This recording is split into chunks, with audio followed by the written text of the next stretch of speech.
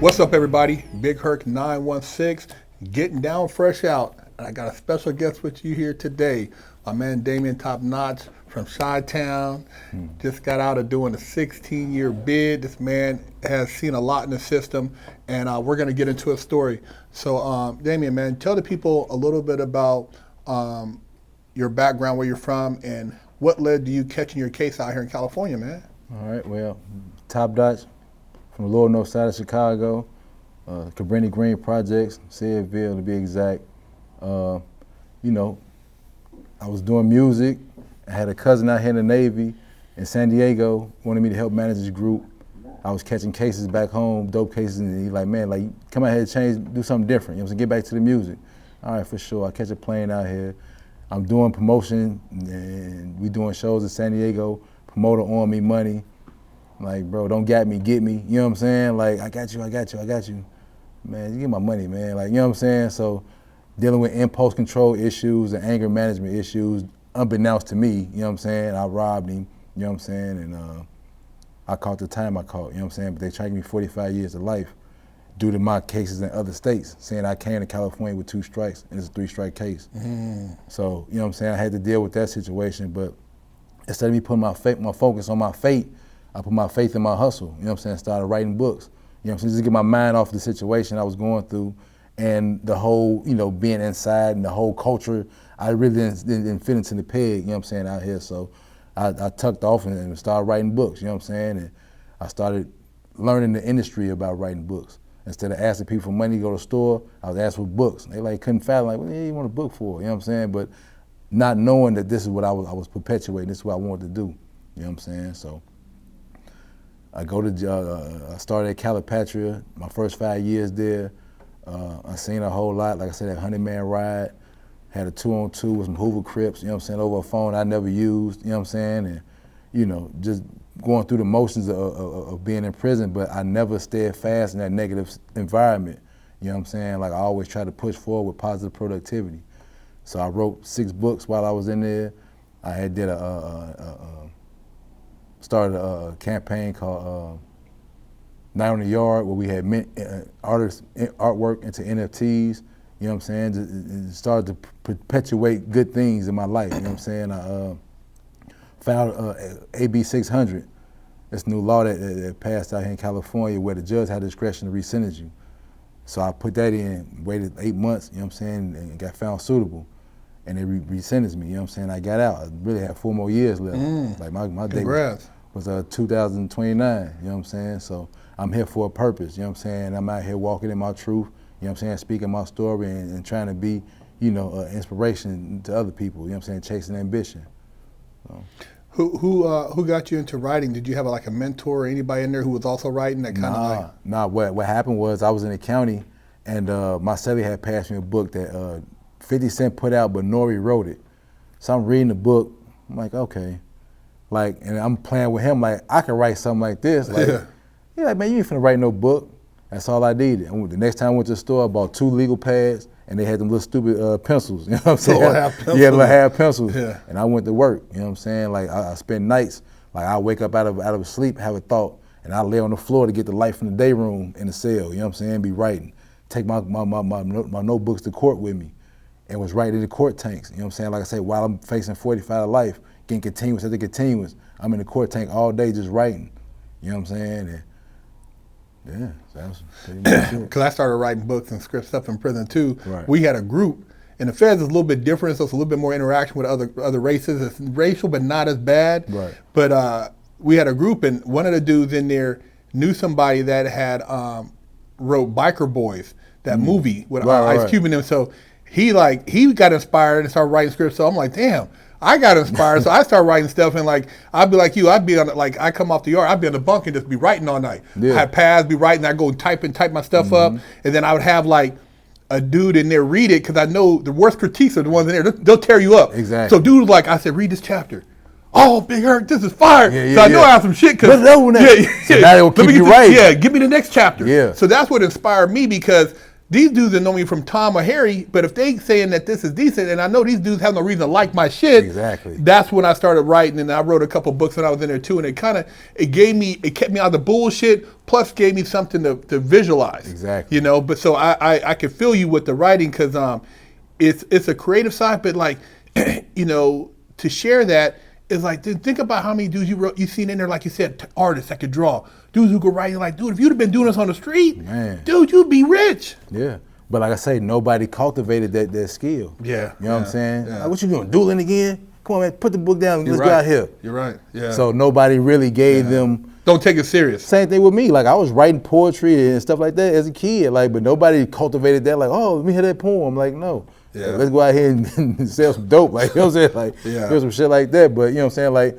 you know, I got back to who I really was. You know what I'm saying? Like, writing and being creative. You know what I'm saying? I had that opportunity. See, a lot of people don't have that. Would you say the biggest thing that going back, looking at creating opportunity for young men like yourself is the exposure? Yeah. To, like, you know what I'm saying? It's being seen. Like you know, like I say, people write, and when they see the homies come, they put their books up. Like, you know what I'm saying? Like, no, like, pull your book out. Let me see what you're writing. Yeah. Nobody really gave them a shot with it. So it's like, that's just something I do. I know a dude that do a portrait and a ball of that when he got done with it and throw it away. I'm like, what are you doing? Yeah. Like, this is what I just do. I just throw it, you know, I write them, I draw it, I just throw it away. Because nobody cared enough to, you know. Yeah. So. Yeah, I think that's one of the biggest, like, when you think about lost talent, and then, you know, cultivating that talent in a hostile environment. Think about if you were by the beach, like over here, and just write. Dude, you'd be right. Like, you shouldn't be top sell. You know what I mean? Yeah. It's like, wow. I'm out here. But then too, you might lose the pain and different experiences that you're writing about. So it's a certain audience. You know what I'm saying, that needs to hear these stories, or a certain purpose that needs to go through what they went through in order to write these stories. You know what I'm saying? Because if everybody, you know, was out here with the sunshine and doing nothing, like, you know, what stories will we get outside of that? You know what I mean? So. Well, I think it's a blessing that you're out here now and you can share that. But like, I just try to convey, like, to young kids that you know, whatever you experience, you don't have to go to prison to make it any more valid. Right. That's a misconception. Like, I wish I didn't have to go through that, but I went through it and kept wondering, why I keep coming in these places? Yeah. Juvenile hall, YA, the federal pen. And I'm learning the same. I'm like, damn, man, I got to break this shit. Something's not wired right. There's something that's not computing my reasoning skills or something, man, to keep. So I had to figure that part out. But like you said, I used to draw, I used to write stuff and do stuff, but it's like if somebody says, man, this is good, even if it wasn't that good, it would still make, wow, you mean? And then it would take you in another direction. Yeah. You know what I mean? And then you can get better as you go, and you didn't have to go and like, you know, put yourself on the other guys. Because there's some people, you look at them and like you said, they just gonna do it anyway. That's what them niggas, that's what they into. These are knuckleheads. You look at dude and like, it don't matter. He up in there like it's cool. Like you said, 50-year-old, and it's like, it nothing changed. Nothing changed. You know, it's a certain mentality. So, and I'm not to say that to, you know, say that, oh, people are better, but some people we're not all the same.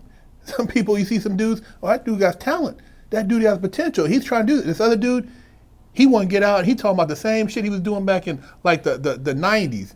Getting out, I'm like, damn, dude, you still, dude, how old are you? Because they never gave themselves a chance to grow. Yeah. You know what I'm saying? Like, you know, cultivated whatever talent or whatever skill that they had, you know, it is what it is with them.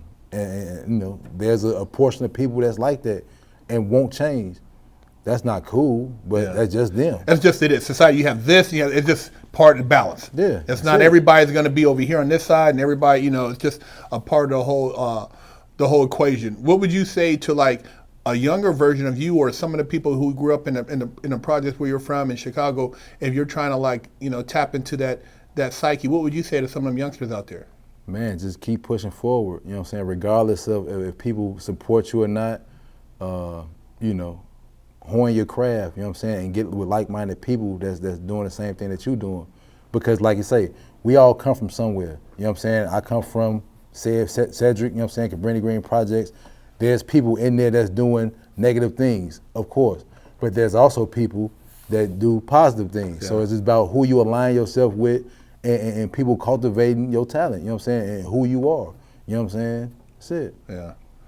No, I agree. I think your friendship and association is one of the biggest, and it's better to find out sooner than later, rather than having to go in there and find it. Because I remember I found one of my mentors with this older brother, and he's wears pants up high, regular, talk real square, and he used to check me on stuff. And I lived over here. I drove this. I'm like, damn, I never met a brother who had a Ferrari, Porsches, and shit. Right. You talk proper, but you're from the hood, but you weren't doing regular crimes. You were doing this, and it's like articulate. I'm like, it kind of messed me up. I'm like, damn, where were these people on the street? You know what I mean? But you found them in prison, but at least you found them. But right. That's the thing is like finding that somebody who can maybe take you under the wing and inspire you, so that you can see that you ain't gotta be like this in order to be part of the culture, right. or be down. Right. You down. You meant 100. What did that mean? Yeah. You know what I mean? It's some bullshit. Yeah.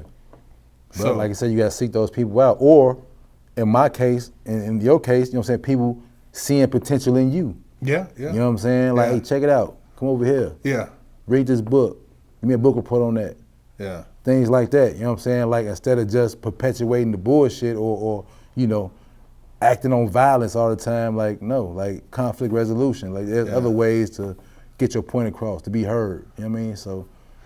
Yeah, because I know I had an OG, he called me out and said, hey, man, why you blah, blah, blah, and like, made me feel stupid, like, damn, I ain't never thought about it like that. And then the more he talked about it, he said, read this, and then let me know what that's, and like, he would do that. Right. And so I started hanging with him, and other dudes more my age, hey, man, let's come walk the track. Nah, I'm going to go over here. And they'd be like, damn, what you always talking about old head for? Old head, I'm getting some game. Right. I should have got this game before, but I'm trying to change my way of thinking. But in a way, most of them want to go with you to go holler Yeah, at you're your right. head. Yeah. But they can't break away from the cycle. Like, Yeah. we going over, I want to go over there too. I wonder what they talking about. Other than sitting here talking about this bullshit all day. Like, Yeah. So it's a lot of that too. Yeah. Damn, I wish I was in your position, Top. Yeah. You know what I'm saying? Wish I had to come up and sit at a table. Yeah. I got to go kick with the homies. Exactly. Yeah. Like, man, you finna go to another self-help class? Yeah. Yeah, I'm finna go to creative writing class. Yeah. Damn, I want to go with you, but I got to be out here with the homies. Yeah. So it's a lot of that too. Yeah, you're right. You're right. I know dudes that say, you're going back to the law library. They want to go in there, but they go in there and bullshit real quick. Oh, man. Because they want the homies to see them over here and they can't, they got to go, hey, man. So now they finna get ridiculed for it. Yeah. Oh, your square ass in the law library again? Oh, you back at them damn self-help classes? Man, fucking class, I'm back out there. Whereas you was learning something, you was getting somewhere. Yeah. But they knocked you off your pivot. Yeah, that's the hardest thing for a lot of people to pull away from. Yeah. Is that group mentality, you know what I mean? Getting caught up in that. So now it takes for like a big homie or something to go to a group. And then they're like, oh, the big Now one, they it's ain't like, consenting to him. okay, Yeah. all right, now it's acceptable. Yeah. So until somebody make it acceptable, going to school is acceptable, learning about yourself in these self-classes is acceptable, you're going to keep doing the same repetitive things, being on the yard doing nothing, catching write-ups. So now when it's time for you to come up for board or whatever, you get a 2-year, 3-year denial because somebody else influenced you to do something that you really didn't want to do in the first place. Yeah. Yeah, that's crazy, man. It's a cold dynamic, and I know, like you said, exactly what you're talking about, because, once you get caught with those hanging out and you try to pull away, it's like, oh, it's friction. Yeah. But if you never get caught up, you ain't got to worry about it because you never attach yourself. But so you start, they expecting it every day. Come on, Top, we're going to watch it. And then you say, oh, what, you ain't walking today? Oh, what's up with he ain't tripping? So you got to be careful what you start becoming a part, because it's hard to break away. Yeah. And there's consequences to all that stuff. Mm-hmm. So, there's strings attached. So I just try to teach, just have an awareness, man. I learned the hard way too. Just trying to pay attention stuff. Now I look at things real differently. But is there anything else you would like to share with our audience, man? Just the ripple effect of your actions. Like, that's something that, even with me, you know what I'm saying, I really didn't really grasp it until I started taking a lot of self-help classes. Like, the things that I do today can affect somebody else tomorrow. You know what I'm saying? Just by either seeing it, hearing about it, like, you know what I'm saying, like, it's trauma, you know what I'm saying? So that's why I try to live my life the way I live now, you know what I'm saying, to try not to perpetuate, you know what I'm saying, no type of negativity on nobody else, you know what I'm saying? So that's like a thing too. I want to add to that too, is that your actions, whether you're involved in something and it causes harm to somebody else, that person's family is impacted, their kids are impacted, you've impacted your people, your family, maybe your niece, your nephew, your grandmother, who now felt this way about you. Now they're hurt. There's a lot of people like the police. They came and put the cuffs on you. The ambulance. They came and picked your victim up. Yeah. All of that plays a lot. It's a lot.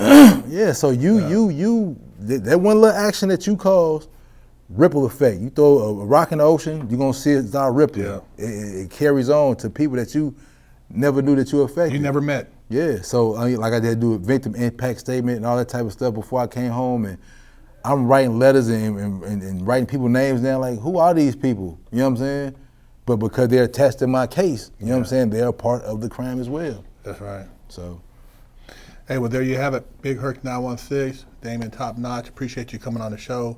We'll have your links for your social media in the description for people to order your book. Okay. Tap in what you got going on. And I'm sure, like, our viewers watching this will be inspired by your story, and hopefully we can save some lives, man. For sure. Dreams can become reality with ambition. There you have it. Hit that like, subscribe button.